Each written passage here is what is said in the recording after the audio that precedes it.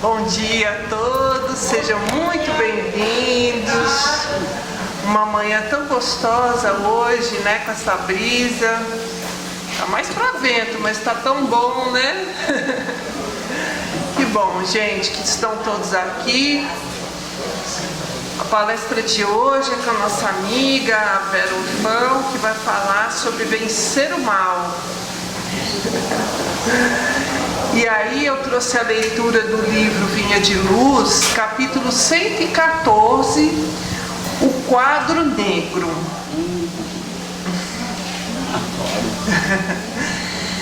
Mas tenho-vos dito isso, a fim de que, quando chegar aquela hora, vos lembreis de que vô-lo tinha dito. É de João, né? Capítulo 16, versículo 4. Referia-se Jesus aos próprios testemunhos. Entretanto, podemos igualmente aplicar-lhes os divinos conceitos a nós mesmos, desencarnados e encarnados. Cada discípulo terá sua hora de revelações do aproveitamento individual.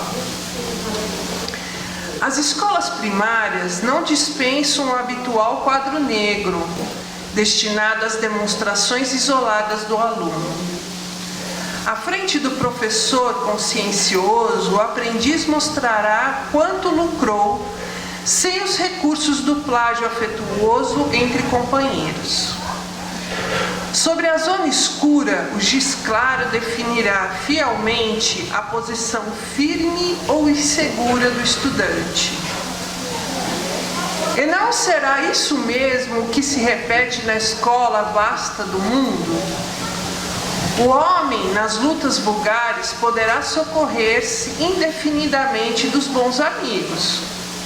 O pai permite semelhantes contatos para que as oportunidades de aprender se lhe tornem irrestritas. No entanto, lá vem aquela hora em que a criatura deve tomar o giz alvo e puro das realizações espirituais, colocando-se junto ao quadro negro das provas edificantes. Alguns aprendizes fracassam porque não sabem multiplicar os bens nem dividi-los. Ignoram como subtrair a luz das trevas, somam os conflitos e formam equações de ódio e vingança. Esquecem-se de que Jesus salientou o amor para a máxima glória em todas as situações do apostolado evangélico e que mesmo na cruz, depois de receber os fatores da injúria, da perseguição, da ironia e do desprezo, somou-os na tábua do coração, extraindo a divina equação da serenidade, entendimento e perdão. Ó vós que ides ao quadro negro das atividades terrestres, abandonai o giz escuro da desesperação.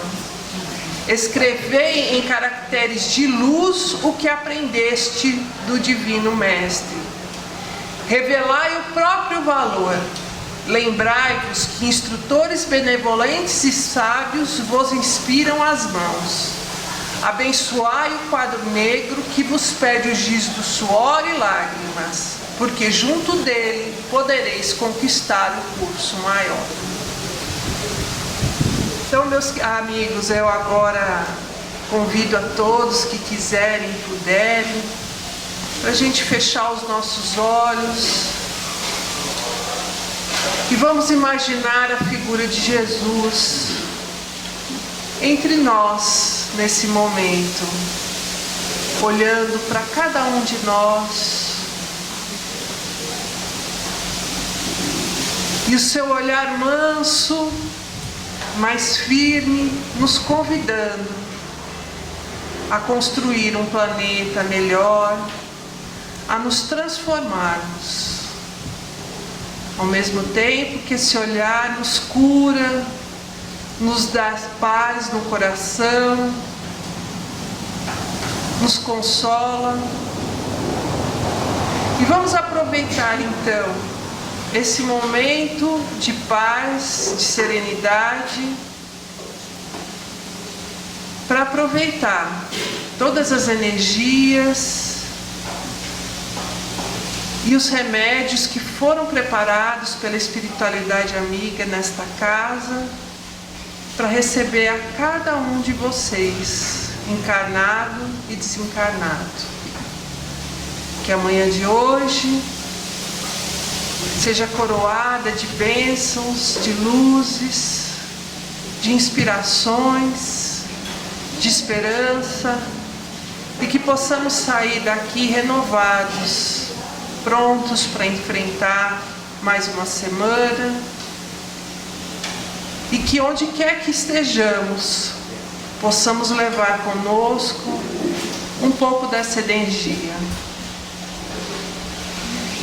Pedimos as tuas bênçãos, Senhor, para nossa amiga Vera, para que ela nos ajude a entender um pouco mais sobre o Evangelho de Jesus, que nos ajuda a compreender as nossas vidas e nos ajuda também a nos transformarmos em pessoas melhores. E assim, é com muita alegria nos nossos corações que iniciamos os trabalhos de hoje, dizendo graças a Deus e graças a Jesus. Quer ficar de pé, né?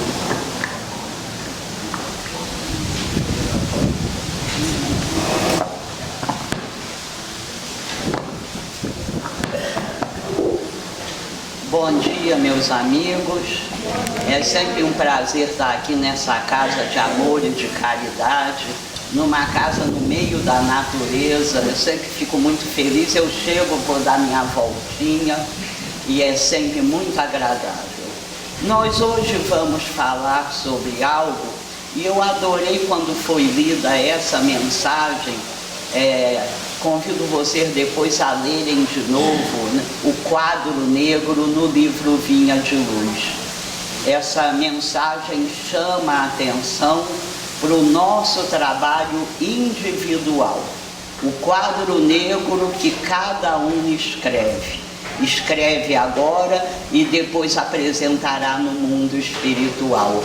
E esse quadro negro vai se tornando cada vez mais positivo quando nós conseguimos vencer o mal, que é o título da nossa reflexão hoje. Essa mensagem está no livro Palavras de Vida Eterna, de Chico e Emmanuel, quando nos lembra da necessidade de vencer o mal. A primeira vez que eu li essa mensagem, logo que eu li esse título, eu me lembrei que quando a gente normalmente escuta da necessidade de vencer o mal, a gente faz mais ou menos o mesmo mecanismo interno quando nos falam sobre perdão. Tanto num momento como no outro, a gente pensa que é do lado de fora.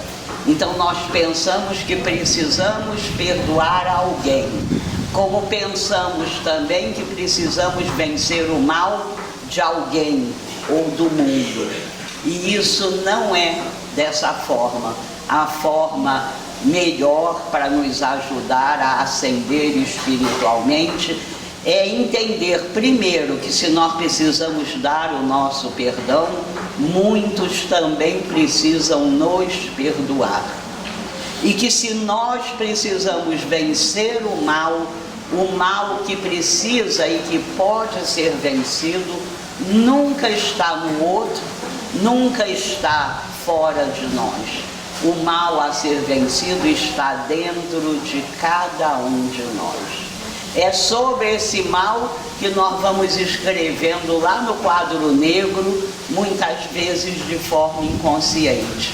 Conforme vamos crescendo, nos abrindo para as verdades espirituais, nós vamos entendendo. E isso nos dá uma leveza imensa de viver, porque eu sei agora que não preciso trabalhar o outro, que não preciso convencer o outro de nada, que preciso me trabalhar. E que preciso não só me convencer mentalmente, racionalmente, mas preciso agir como essa pessoa imperfeita que procura se trabalhar para um dia, daqui a bastante tempo, se tornar um verdadeiro cristão. É sempre conosco. Essa certeza nos dá uma liberdade, uma serenidade, uma leveza imensa. E aí nós vamos começar a falar no texto. Emmanuel começa citando um trecho da carta de Paulo aos Romanos, quando ele diz: não te deixes vencer pelo mal, mas vence o mal com o bem. Nessa hora, Paulo está falando dessa realidade. Vencer o mal com o bem é usar o bem que dorme no nosso íntimo, muitas vezes sufocado por camadas e camadas de orgulho e de egoísmo, que nós precisamos fazer vir à tona para vencer o mal. E aí nós vamos lembrar quem foi Paulo, não é? Paulo, o antigo Saulo, aquele homem que se sentia superior a toda a raça humana, que se sentia um nobre, que era doutor do Sinédrio, mas que usava as leis divinas apenas a seu favor, a favor de seu grupo. Perseguia e matava os cristãos. A primeira vítima cristã foi Estevão, que Saulo, ainda chamado de Saulo, manda apedrejar, e não se contentando com isso, faz questão de assistir de perto aquela morte terrível de Estevão. Então é Saulo que comanda essa matança, essa coisa terrível, essa perseguição àqueles primeiros cristãos. É Saulo que, orgulhoso, vai até as portas de Damasco, onde pretendia prender, torturar e matar um senhorzinho cristão chamado Ananias, que já espalhava o bem. Quando Saulo está às portas de Damasco, vê uma luz chegar até si, uma luz inimaginável, uma luz tão forte, tão grande, que o faz cair do cavalo. E quando nós muitas vezes precisamos cair do cavalo, não literalmente, mas Saulo cai do cavalo, e ao se levantar, ao tentar se levantar, se sente totalmente cego, mas sente aquele amor, aquela luz de Jesus, e nesse momento terrível, ele começa a sua nova vida, porque a primeira fala dele é: Senhor, que queres que eu faça?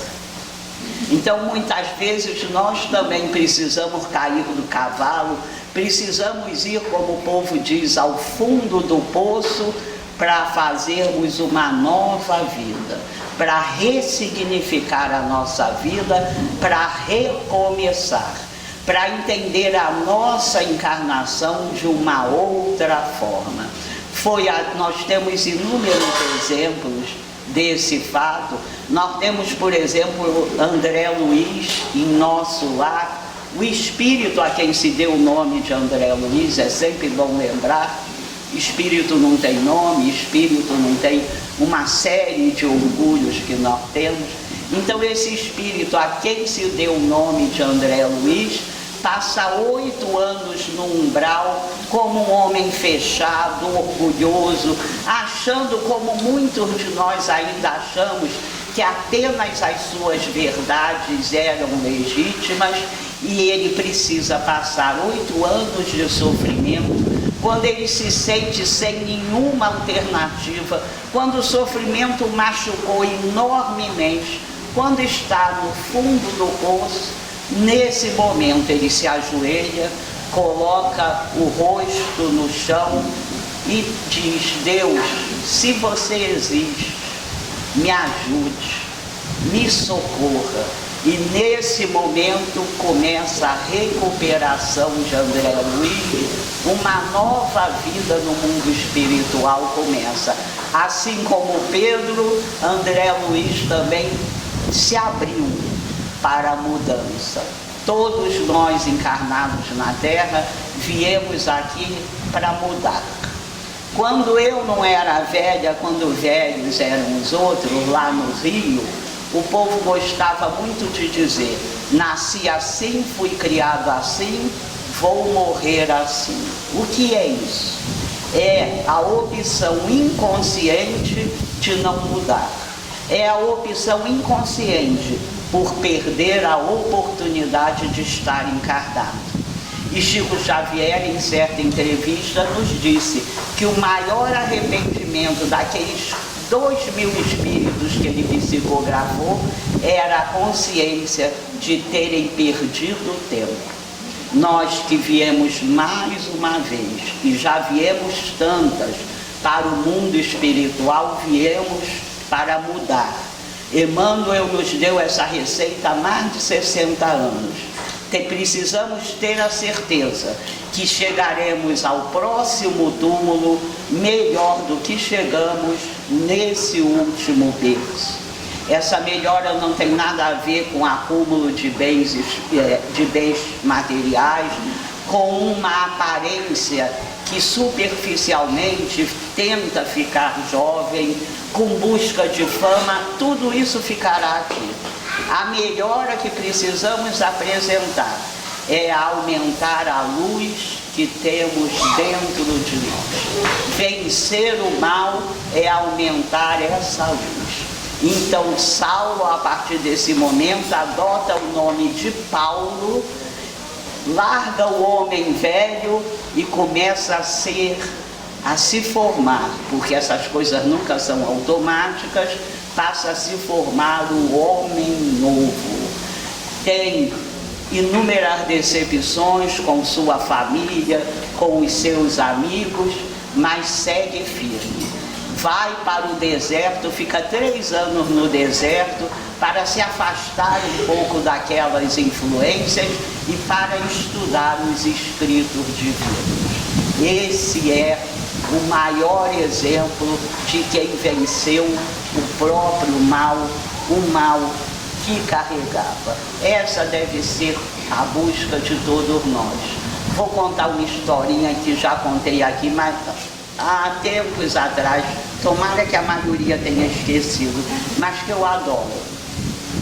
É a história daquele rapaz que andava 3 horas da manhã numa estrada no campo, e a gente sabe aquela escuridão total, e ele fazia esse caminho todo dia, sempre sozinho, sempre numa tranquilidade imensa. Mas nessa noite, pouco depois de caminhar, ele ouve passos que o seguem, e com essa escuta ele começa a ficar curioso. Quem será que o estava seguindo? Passam-se alguns minutos e aqueles passos continuam seguindo, e ele resolve parar sem ver nada e grita: é algum amigo meu que está me seguindo? Grite seu nome. Você sendo meu amigo, eu te espero e a gente caminha junto. Não recebeu nenhuma resposta. Sendo assim, ele começa a ficar um pouco inquieto e agora recomeça a andar mais rápido. Imediatamente os passos que o seguiam recomeçam a segui-lo no mesmo ritmo. E aquele rapaz, como nós, diante do desconhecido, começa a fazer hipóteses sempre ruins, não é? Quando a gente na frente do desconhecido, a gente sempre pensa coisas ruins. O rapaz também. Ele vai fazer mal a mim, deve ser um bandido. Isso foi aumentando aquela sua ansiedade, e ele começou a correr. Corria, e os passos corriam no mesmo ritmo. E cada vez ele tentando escapar da situação, corria mais, os minutos passavam. seu coração acelerado, seus pulmões queimavam pelo esforço, e quando ele achou que não ia ter jeito, que ia desmaiar, ele passa por um pequeno bico de luz de uma casinha da estrada. Aproveitando esse biquinho de luz, ele vira-se para trás e descobre que apenas estava sendo seguido pelo burrinho do lugar, que todo mundo sabia que tinha esse hábito de andar na estrada com quem quer que fosse. A partir desse momento, toda aquela angústia, aquela ansiedade acabam, ele respira profundamente, retoma o passo e continua na estrada, e pela primeira vez, a partir desse momento, ele olha para o céu e vê como o céu estava lindo naquele dia, naquela noite, o que a angústia e a ansiedade o impediam de ver. Um escritor espírita nos conta essa história, lembrando que o espiritismo é esse bico de luz na nossa encarnação. Antes do espiritismo, caminhávamos em total escuridão. Não sabíamos de onde viemos, para onde vamos, o pior, não sabíamos o que viemos fazer aqui.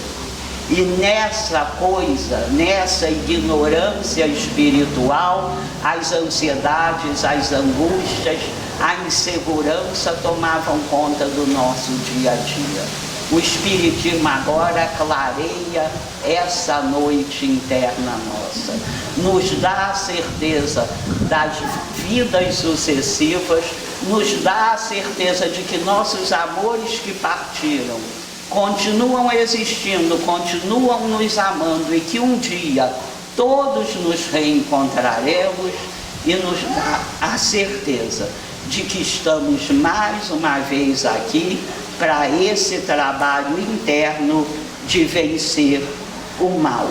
Nós então começamos a sentir necessidade de ser um pouco mais amável, um pouco mais agradável. Começamos a sentir a necessidade de acolher não só aqueles que se parecem conosco, que levam a vida mais ou menos como nós, mas acolher a todos, porque sabemos que absolutamente todos são filhos amados de Deus. Nossas ideias, nossos comportamentos, nossas ações vão mudando. Eu trouxe aqui o Evangelho segundo o Espiritismo, eu vou ler só a primeira frase. Como a gente precisa, não é, digerir a doutrina espírita, não apenas nos emocionar, mas digerir, trazê-la para o nosso dia a dia. E há aqui no capítulo 2, meu reino não é deste mundo, 3 itens cujo título é o ponto de vista. São os itens 5, 6 e 7. O 5 é o que eu gosto mais, e é desse que eu vou ler só a primeira frase, para vocês terem uma ideia. A ideia clara e precisa que se faz da vida futura dá uma fé inabalável no porvir. E essa fé tem consequências, ou deveria ter, enormes sobre a moralização dos homens, porque muda completamente o ponto de vista pelo qual eles encaram a vida terrena. E aí os outros itens vão explicando mais.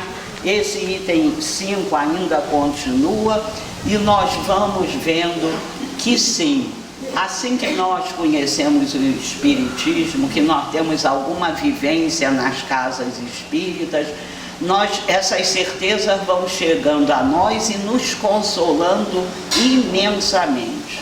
O processo misericordioso das vidas sucessivas é algo que nos liberta de inúmeras tristezas, angústias, de muita escuridão no nosso dia a dia.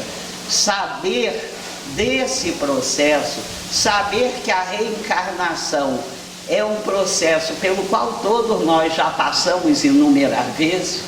Dizem os espíritos que pela nossa dificuldade de amar a tudo e a todos, ainda passaremos outras vezes. Diante disso tudo, é natural que o nosso ponto de vista comece a mudar. E a gente deixe de ser aqueles velhinhos antigos que faziam aquelas declarações que mostram que a pessoa está optando, mesmo sem consciência, por perder a oportunidade de mais uma vez estar encarnado. Então eu vou mudando meus pontos de vista, vou mudando as minhas ideias antigas acerca das pessoas, dos fatos e da própria vida. É preciso trazer caridade a essas nossas ideias antigas que nós fomos alimentando em inúmeras encarnações, porque em inúmeras encarnações éramos mais duros, mais ignorantes e que agora já não nos devem servir. Todos nós, se lembrarmos rapidamente lá em casa, nós costumamos ter uma gaveta de papéis. E é aquela gaveta que a gente abre e joga papel, abre e joga papel. E depois a gente vai ver o que é, depois eu vou tratar disso, e aquela gaveta vai se enchendo de papéis, às vezes por ano. Quando a gente abre essa gaveta e começa a ver aqueles papéis, a maioria deles perdeu validade. A maioria deles perdeu qualquer sentido. E eu faço, num esforço enorme, uma limpeza naquela gaveta, esvaziando do que não nos serve mais. Assim nós devíamos fazer com as nossas ideias. Algumas ideias que nos pareciam muito certas há 30 anos atrás, tomara que agora, ao olhar para elas, a gente já sinta que perderam o valor, que já não nos servem mais. E aí a gente se afasta, vai excluindo essas ideias, até porque, como disse Jesus, apenas um vaso limpo pode receber um leite puro. Então a gente vai fazendo essas mudanças com um único objetivo, cheios de interesse, para que vençamos o mal em nós. Para que possamos, quem sabe daqui a 2, 3 encarnações, sair da samsara. Os orientais chamam de samsara essa roda interminável de encarnações. Todos nós já vivemos muito mais encarnações do que costumamos imaginar. Lá no livro Religião dos Espíritos, Psicografia de Chico Xavier, há mensagens de vários espíritos, eles comentam o livro dos espíritos. Há lá uma mensagem muito interessante do espírito chamado Militão Pacheco. E ele lembra que todos nós que nessa encarnação já nascemos em cidades, mesmo aqueles que nasceram em cidades pequenininhas, já viemos aqui muito mais vezes do que podemos imaginar. Porque as primeiras encarnações do espírito, com esses corpos de homem, de mulher, nunca se dão em cidades. Porque no começo dessa adaptação é preciso viver como nômade, é preciso viver sem uma organização maior. Então todos nós somos esses espíritos que já viemos inúmeras vezes. O objetivo é sempre o mesmo, nos trabalhar intimamente. Tudo o que nos acontece é experiência necessária. Toda experiência que nos chega, mesmo as mais difíceis, nós temos toda a condição de lidar com elas e elas vão fazer com que desenvolvamos habilidades que sem essas crises não teríamos desenvolvido. Nós mais velhos podemos lembrar disso. Nessa encarnação mesmo, quantas crises mais difíceis nós enfrentamos? Primeiro ensinamento, tudo passa. Segundo, quando a crise passa, nós nos vemos mais maduros, mais fortes, mais mansos e pacíficos, e nos vemos com habilidades que antes não tínhamos criado. Então nós sabemos, somos todos filhos amados de Deus, que a ninguém pune, que a ninguém faz mal, mas que nos dá a oportunidade de vivermos as experiências que vão nos ajudar a quebrar nossos corações ainda tão endurecidos, fazendo com que esses corações vão se tornando corações compassivos, acolhedores, cristãos. Vão nos ajudando a caminhar do senso comum para o senso crítico, para em seguida nos fazer chegar ao senso crístico, ao senso do amor que se espraia por tudo e por todos. E aí nós vamos lembrar de novo de Chico Xavier. Essa série, toda a obra do Chico é fundamental, mas especialmente a série A Vida no Mundo Espiritual, cujo primeiro livro é Nosso Lar. Muitas pessoas se chegaram ao Espiritismo depois do livro Nosso Lar ou do filme Nosso Lar. Nós vamos ver essa série maravilhosa de 13 livros, o último é E a Vida Continua. Nós vamos vendo a história desse espírito a quem se deu o nome de André Luiz, que parte da terra cheio de orgulho, de dureza, de preconceitos, chega ao mundo espiritual, passa aqueles 8 anos ali nas zonas umbralinas, nunca por punição, mas para se limpar do que havia de negativo. E conforme os livros vão passando, é muito bonito ver, conforme cada livro se sucede, nós vamos ver a mudança de André Luiz. Ele trabalha a sua humildade, ele trabalha a sua abertura para as pessoas simples, ele trabalha a sua abertura para a consciência do que é certo e do que é errado.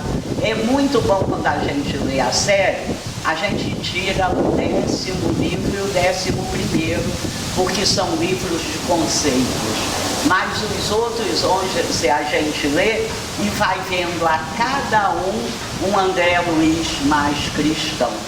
Quando chega no 7º livro, que se chama Ação e Reação, e que trata da lei divina que Allan Kardec chamou de causa e efeito, André Luiz já está muito melhor, né? Ele vem melhorando e em determinado momento ele é chamado para um lugar onde haveria uma palestra muito especial com um ser de luz chamado Sânzio. Ele vai com um amigo seu, Hilário. Hilário também tinha sido médico como ele na Terra, também tinha partido com um monte de vícios, um monte de egoísmo, e eles se identificam. E nesse 7º livro eles estão amigos porque as batalhas dos dois se pareciam. Eles vão assistir Sânzio, só a chegada do Sânzio de altas esferas lhes dá um banho de alegria, de bem-estar que eles jamais tinham sentido.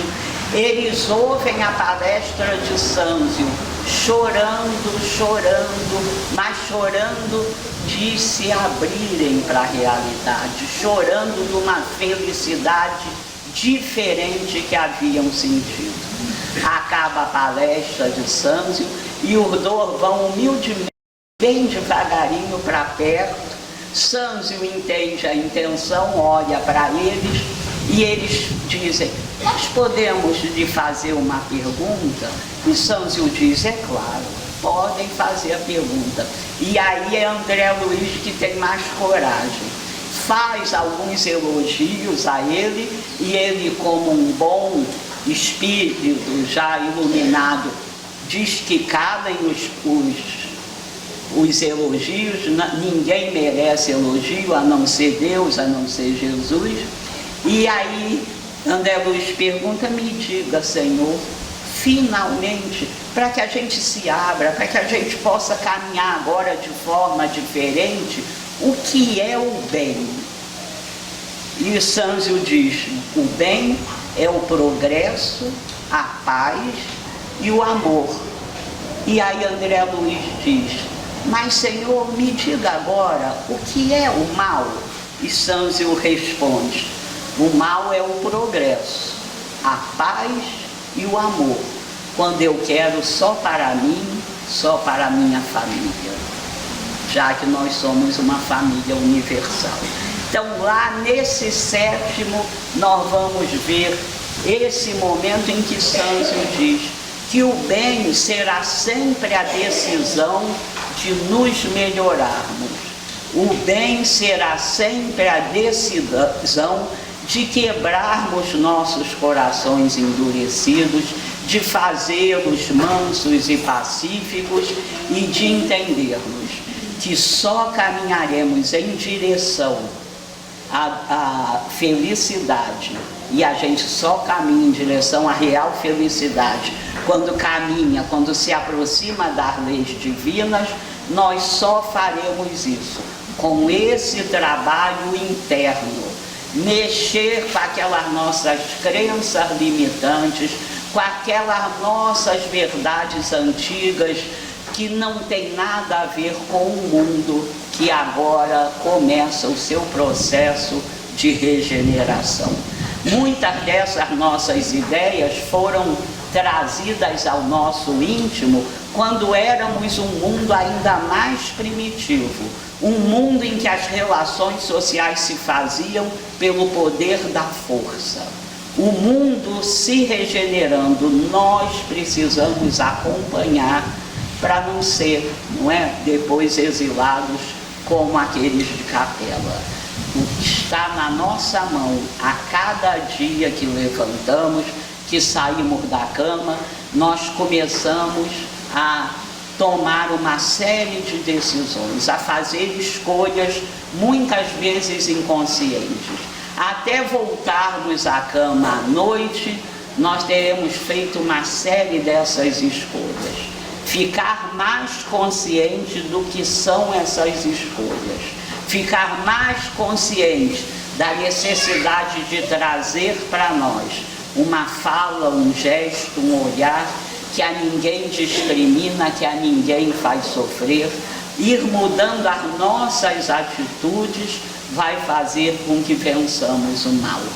O Haroldo Dutra Dias, que eu recomendo a vocês, que hoje em dia é um estudioso, ele tem livros sensacionais que nos fazem refletir mais sobre essas coisas. Ele, em determinado livro, falando sobre as parábolas que Jesus nos ensinou e que nós já tivemos contato há muitas encarnações, dessa vez podemos interpretá-las de uma forma maior.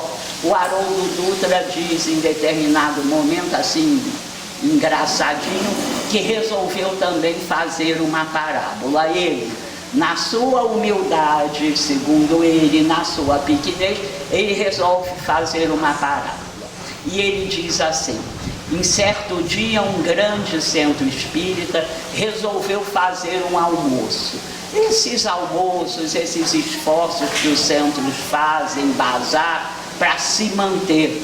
Então Haroldo diz que lá esse centro enorme resolveu também fazer um almoço para angariar fundos, mas também para que os trabalhadores se juntassem mais, se conhecessem, é tão importante fazer laços de amizade. E para esse almoço marcado 2 semanas depois, foi pedido que cada família levasse um prato de comida. Mas não era qualquer prato de comida, era um prato de comida da sua terra, um prato de comida que lembrasse a sua infância, um prato de comida, por exemplo, que a avó fazia, que comia na casa da avó e que vinha junto com o saciar da fome, vinha o carinho, o afeto. Assim cada família teve 15 dias para fazer esse prato. No dia marcado, havia um galpão grande como esse, uma mesa estendida no centro e pequenas mesas em volta. Cada família foi chegando, colocando seu prato ali na mesa grande e foram se distribuindo. Quando chegou o momento, o diretor do centro tocou um sininho e disse: façam por favor uma fila e vão desfrutar agora desse banquete. Cada um conta a história de uma família. E aí aquela fila indiana foi passando por aquela mesa, cada prato uma beleza, eram cheiros de temperos que subiam até as pessoas, e as pessoas comentavam a beleza de cada prato, e alguns não conheciam o prato, iam perguntar para quem levou. Mas, para surpresa do dirigente do centro, após aquela primeira volta em todos os pratos, as famílias saíam e iam embora, caminhavam, iam embora uma a uma. E aqueles pratos, aquele grande banquete ficou ali intocado. O dirigente teve uma surpresa, não entendeu. Aí Haroldo Dias começa a nos dar uma das formas, porque há sempre muitas formas de interpretação.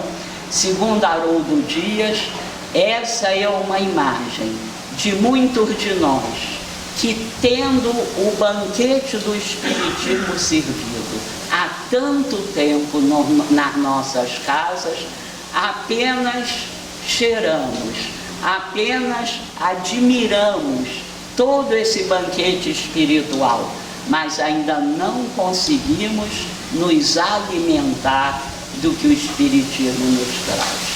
Nos alimentar do que o Espiritismo traz é vencer o mal dentro de nós, é vencer a agressividade, o preconceito, a dificuldade de acolher outras pessoas, especialmente quando essas pessoas são de grupos discriminados pela sociedade. Então, nos incentiva Haroldo Dutra a nos alimentar, porque enquanto apenas admirarmos, o vazio dentro de nós, o vazio da fome física ou da fome espiritual, continuará a nos trazer essas inseguranças que muitas vezes sentimos. E nós vamos seguindo nessas certezas e vamos começar a privilegiar dois verbos especiais. Um deles é decidir. Eu vou decidir me amar, não me culpar, mas vou decidir também amar aos outros e não culpar aos outros. Eu vou decidir ser mais tolerante com as minhas faltas, mas no mesmo tempo vou ser mais tolerante com a falta do outro.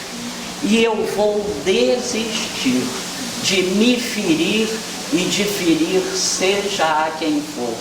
Eu vou desistir de me cobrar, mas vou desistir também de cobrar seja o que for a quem for. Por último, eu vou desistir de ter pena de mim. Quando nós temos pena de nós, segundo Joana de Ângeles, cometemos o maior mal contra nós mesmos. Aquele que se coloca como vítima abre no seu espírito um dreno por onde as energias espirituais vão embora. Não há motivo para nos sentirmos vítimas, estamos aqui para viver as experiências que necessitamos, cobertos pela misericórdia divina, porque temos necessidades de quebrar aquelas nossas certezas e nos fazermos pessoas mais mansas, mais pacíficas, mais humildes e mais caridosas. Que a gente consiga, diante de todas essas certezas consoladoras, vencer o mal que está dentro de nós. Esse é o caminho para a nossa liberdade, para o nosso crescimento. Esse é o único caminho para a felicidade real, a felicidade não das coisas que perecem, mas a felicidade que permanece e que vai nos acompanhar na volta ao mundo espiritual. Que a gente consiga vencer o único mal que podemos vencer, que é o que reside em nós. Muito obrigada. Pode. Pessoal, pedi 2 minutinhos só para falar para vocês, agradecer muito esses anos que eu tive essa alegria de vir a essa casa tão especial, agradecer a paciência que sempre demonstraram comigo e me despedir, porque agora em janeiro eu vou mudar para longe, mas vou guardar vocês nos corações. Por causa do meu tratamento dos cânceres, de 6 em 6 meses eu tenho que voltar. Quem sabe quando eu voltar eu possa vir aqui vê-los, tá bom? Muito obrigada por esses anos todos.